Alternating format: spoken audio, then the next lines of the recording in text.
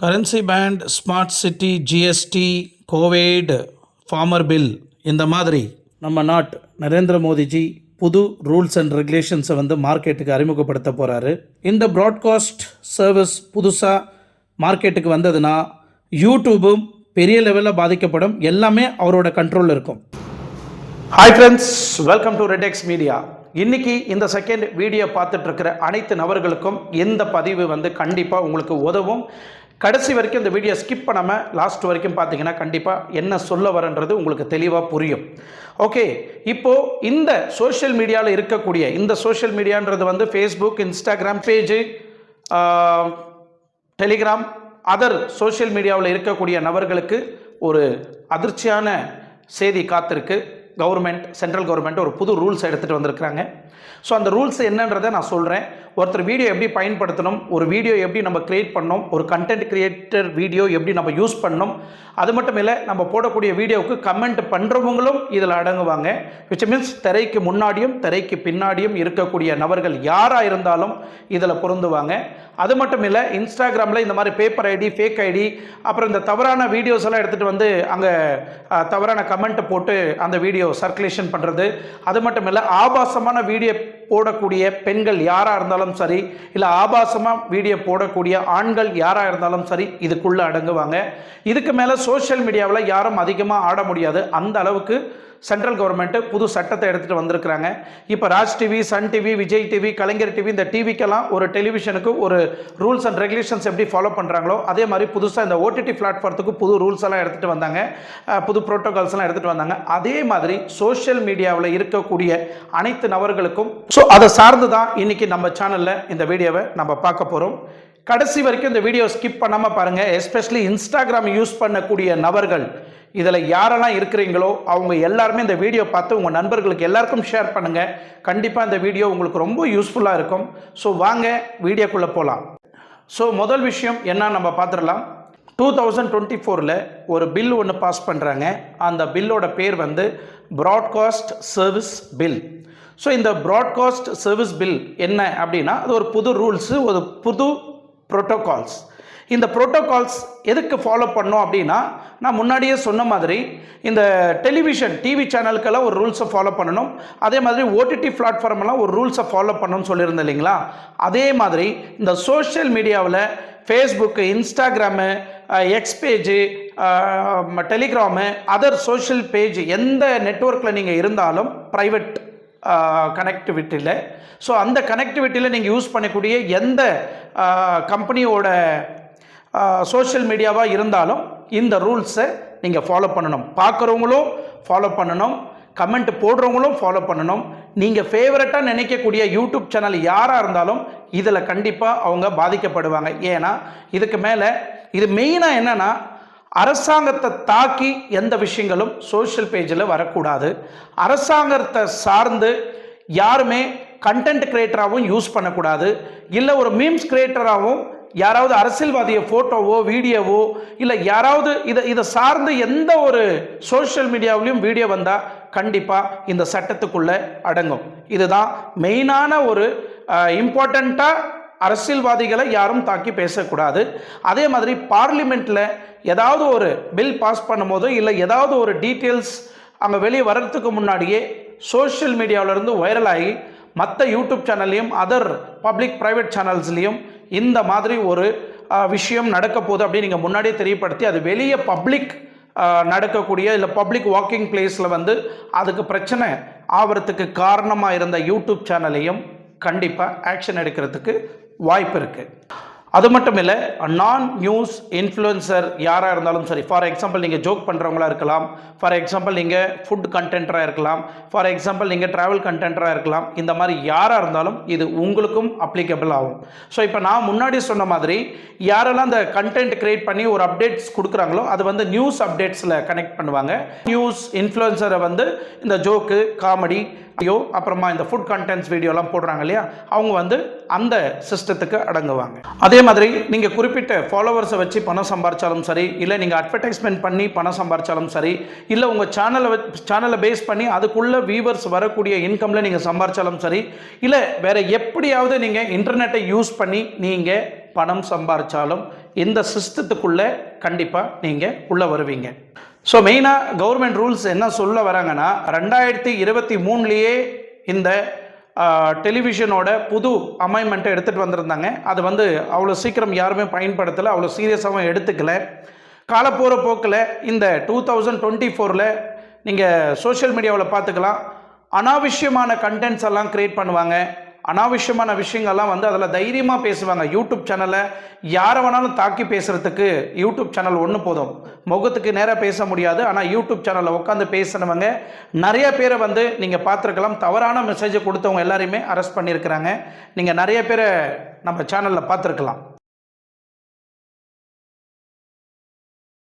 இந்த ரூல்ஸை அமெண்ட்மெண்ட் ஆகும். இப்போ ஏன்னா சன் டிவிலையும் ராஜ் டிவிலையும் விஜய் டிவிலையும் இப்போ ஒரு சீரியல் போயிட்டுருக்குன்னா அந்த சீரியலுக்கும் தவறான விஷயங்களை அதில் காமிக்கக்கூடாது. அதுலேயும் சென்சர் கட்டிங்ஸ் எல்லாம் இருக்குது.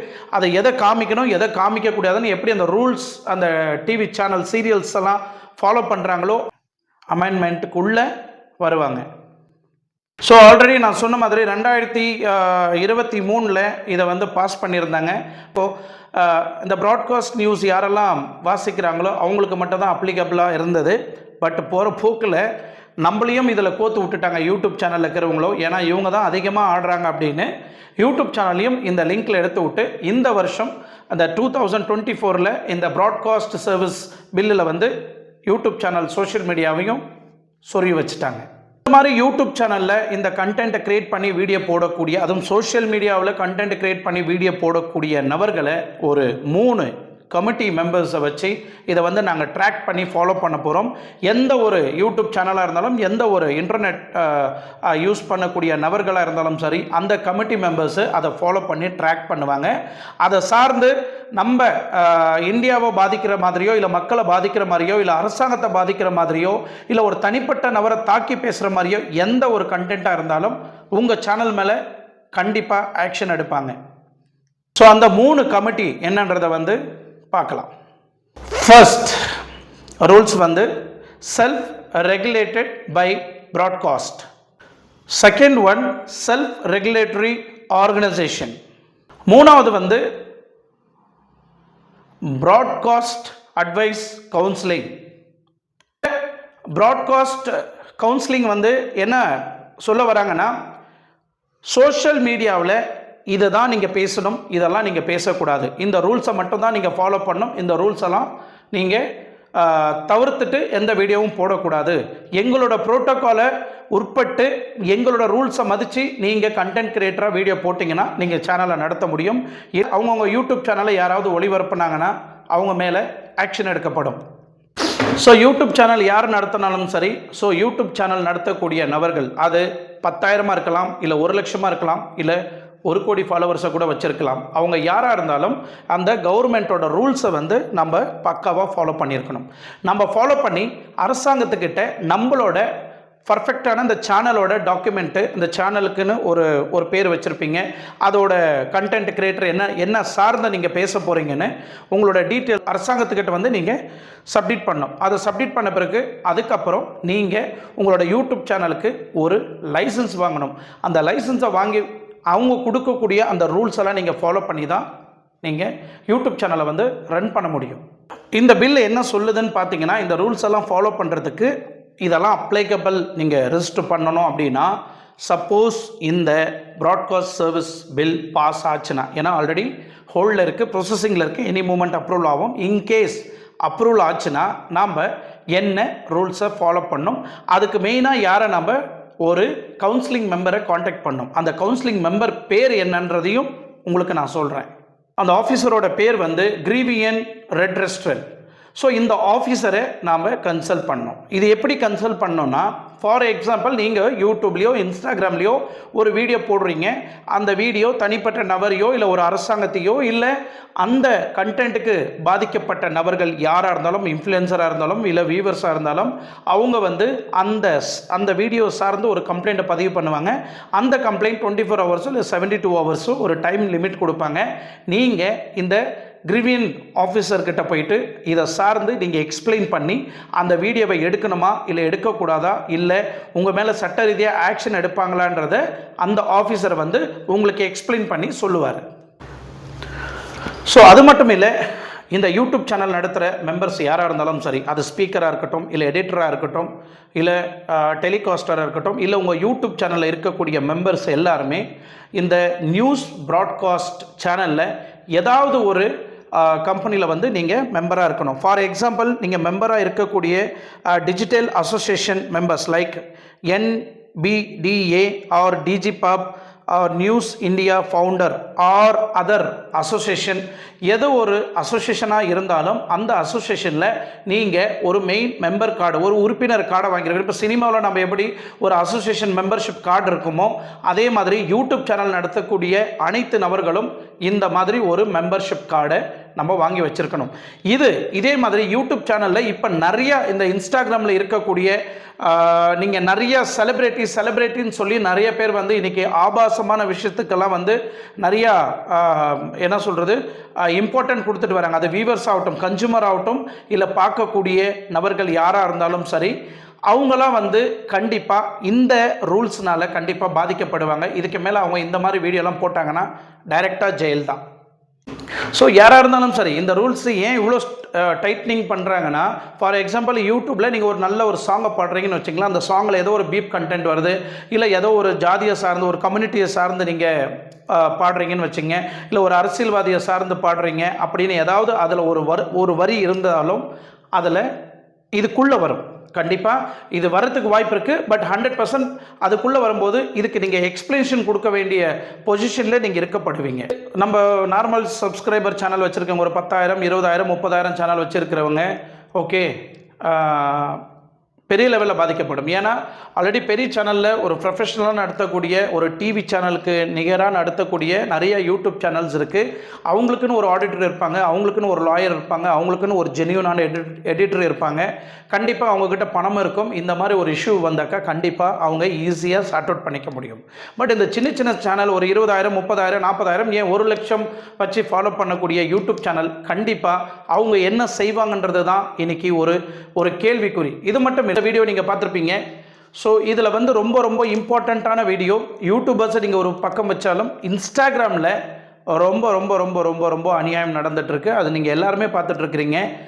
தன்னோட பர்சனல் வீடியோஸ் எல்லாம் எடுத்து இன்னொரு சேனலில் போடுறது, அடுத்தவங்க வீடியோ எடுத்து அவங்க ஐடியில் போடுறது, அந்த வீடியோவுக்கு ஒரு தவறான கண்டென்ட்டை க்ரியேட் பண்ணுறது, ஃபேக் ஐடியில் போயிட்டு வேண்டாதவங்கள அவங்க வீடியோவை போட்டு அவங்கள அசிங்கப்படுத்துறது, மானபங்கப்படுத்துறது, இந்த மாதிரி விஷயங்கள் எதாக இருந்தாலும் உடனுக்குடனே நீங்கள் போலீஸ் கம்ப்ளைண்ட் கொடுத்தீங்கன்னா அது யாராக இருந்தாலும் உடனுக்குடனே அவங்க மேலே ஆக்ஷன் எடுக்கப்படும்.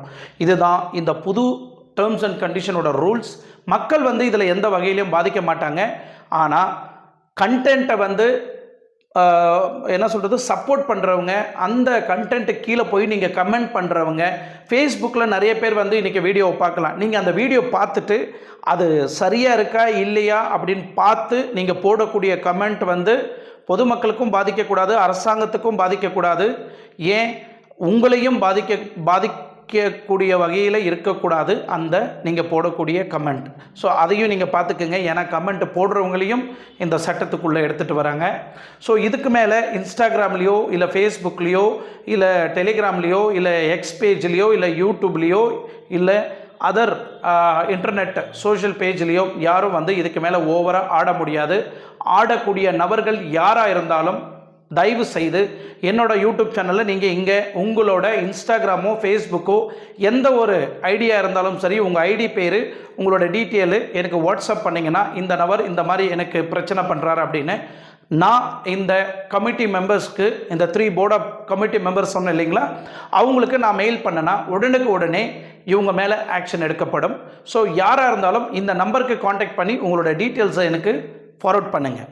ஸோ இந்த நான் கொடுத்த இந்த மெசேஜ் வந்து கண்டிப்பாக உங்களுக்கு யூஸ்ஃபுல்லாக இருக்கும்னு நம்புகிறேன். உங்களால் முடிஞ்ச வரைக்கும் இந்த வீடியோவை உங்கள் ஃப்ரெண்ட்ஸு நண்பர்களுக்கு இந்த வீடியோ ஷேர் பண்ணுங்கள். ரொம்ப யூஸ்ஃபுல்லான ஒரு வீடியோ. இன்னும் இதை சார்ந்து இன்னும் அதிகமாக ஏதாவது உங்களுக்கு அப்டேட்ஸ் வேணும்னா தயவு செய்து என்னோடய சேனலில் கமெண்ட்டில் தெரிவிங்க. இதை சார்ந்து நீங்கள் பேசுங்க சார், எங்களுக்கு யூஸ்ஃபுல்லாக இருக்கும் அப்படின்னா கண்டிப்பாக அதை சார்ந்து என்னோடய சேனலில் நான் கண்டிப்பாக பேசுவேன். நன்றி, வணக்கம். அடுத்த வீடியோவில் நான் சந்திக்கிறேன். தேங்க்யூ.